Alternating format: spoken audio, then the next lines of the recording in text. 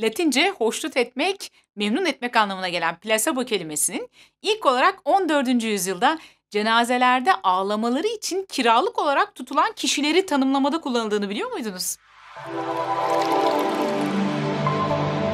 Plasebo etkisi normalde ilaç ya da tedavi özelliği olmayan madde ya da uygulamaların işe yaraması, hastayı iyileştirmesi ya da daha iyi hissettirmesi anlamına geliyor.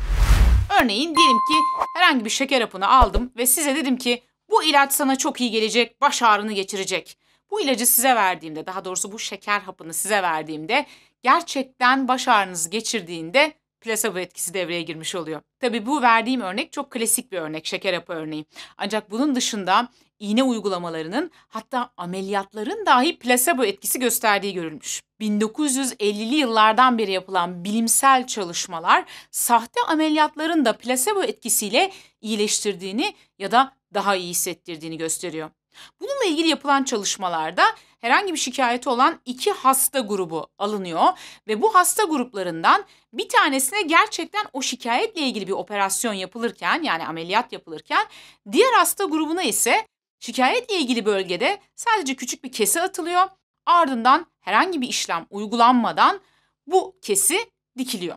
Ve çalışmaların sonucunda her 2 hasta grubunda da, yani gerçekten ameliyat olan grupla sahte ameliyat geçirmiş, yani kesilmiş ancak herhangi bir uygulama yapılmamış, herhangi bir işlem gerçekleştirilmemiş olan hastalarda da şikayetlerin aynı oranda azaldığı görülmüş. Yani bir şeyin bizi iyileştireceğine dair inancımız gerçekten de iyileştirebiliyor. O zaman bu düşüncenin gücü değil de nedir? Plasebonun acıyı nasıl azalttığı ya da diğer semptomlara nasıl sebebiyet verdiği henüz tam olarak anlaşılamıyor. Ancak bazı nörobilimciler plaseboların beyin aktivitesi üzerinde ve beyinde salgılanan kimyasallar üzerinde de etkili olduğunu gösteriyor. Plasebonun en çok işe yaradığı alanlardan biri de depresyon gibi gözüküyor. Psikoloji profesörü Dr. Irving Kirsch, depresyon ilaçlarında plasebo etkisiyle ilgili yaptığı metaanaliz çalışmalarında ilaç grubundaki iyileşmenin %82'sinin insanlara içinde hiçbir aktif bileşen bulunmayan sahte haplar verildiğinde de meydana geldiğini gördü.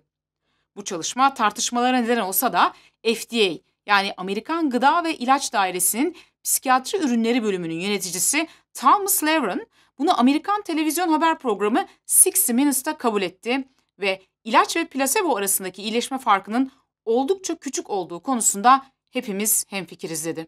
Yapılmış bu araştırmalarla ilgili detaylı bilgi almak isterseniz linklerini açıklama kısmına koyacağım.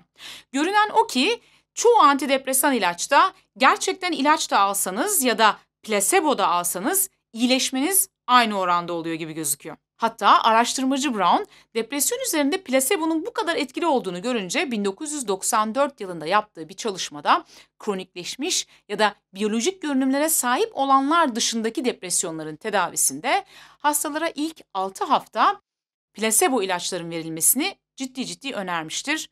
Ancak bu yayın yüzünden daha sonra kendisine ciddi eleştiriler yöneltilmiştir. Bilim insanları plasebonun etkisinin kısmi ve geçici olduğunu, kısa süreli olduğunu savunmaktadırlar. Yani plasebo ilaçlar ya da plasebo uygulamalar hastaları gerçekten iyileştirmiyor, sadece kısa bir süre iyi hissetmelerini sağlıyor demektedirler. Ancak yine de işin ucu ilaç firmalarına değdiği için ben bu konuda çok emin olamıyorum.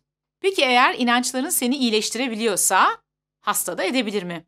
Görünen o ki cevap evet. En azından nosebo etkisi ve bu etkiyle ilgili yapılmış bilimsel çalışmalar bize bu sorunun cevabının evet olduğunu gösteriyor. Nosebo etkisi aldığınız ilacın ya da yaptırdığınız uygulamanın yan etkileri size söylendiğinde bu etkilerin ortaya çıkma ihtimalinin artması ile ilgili bir kavramdır. Nosebo etkisi hastanın ilaç ya da uygulama ile ilgili negatif beklentilerinin, plasebo ise olumlu beklentilerinin etkisidir. Bu yüzden plasebo genellikle olumlu sonuçlara, nosebo ise zararlı sonuçlara sebep olmaktadır. Yani size bir ilaç versem, ki bu gerçekte bir ilaç olmasa, yani ilaç görünümlü bir şeker hapı olsa yine ve desem ki bu ilacı iç, ağrına iyi gelecek ama mide bulantısı yapabilir. Gerçekten de siz bu ilacı aldıktan kısa bir süre sonra mideniz bulanmaya başlıyorsa bu durumda nosebo etkisi yaşıyorsunuz demektir. Bu durumda ilaçların prospektüslerini öyle dikkatli okuyup her bir yan etki üzerinde düşünmek bazen nosebo etkisine sebebiyet veriyor olabilir. Klinik çalışmalarda Plasebo ilaç alan hastaların 1/4'ü yan etkiler nedeniyle tedaviyi bırakmaktadırlar. Üstelik aldıkları şey gerçekten ilaç olmamasına rağmen. Eğer inançlarımızın bedenimiz üzerindeki, hücrelerimiz, biyolojimiz üzerindeki etkilerini merak ediyorsanız, Stanford Üniversitesi'nde de öğretim görevliliği yapmış olan Profesör Doktor Bruce Lipton'ın İnancın Biyolojisi isimli kitabını okumanızı öneririm. Bu kitapta inançlarımızın, düşüncelerimizin bedenimizi, hücrelerimizi, biyolojimizi nasıl etkilediğine dair çok sayıda bilimsel kanıt göreceksiniz. Madem inançlarımız bedenimizi, biyolojimizi, hücrelerimizi bu kadar etkiliyor ve bizi iyileştirebiliyor, o zaman neden bu gücümüzü daha iyi olmak, daha iyi hissetmek, daha güçlü olmak için kullanmayalım ki? Güzel düşünelim, güzel olsun. Eğer güzel düşünmenin yolları nedir? Ben bir türlü güzel düşünemiyorum, sürekli aklıma karamsar düşünceler geliyor diyorsan kanalımdaki olumlu düşünme teknikleri videomu izlemeni öneririm. Psikoloji ve kişisel gelişim konuları ile ilgili her hafta 2 yeni video yüklediğimiz kanalımıza abone olarak, yorum yazarak ve beğeni atarak destek olursanız seviniriz.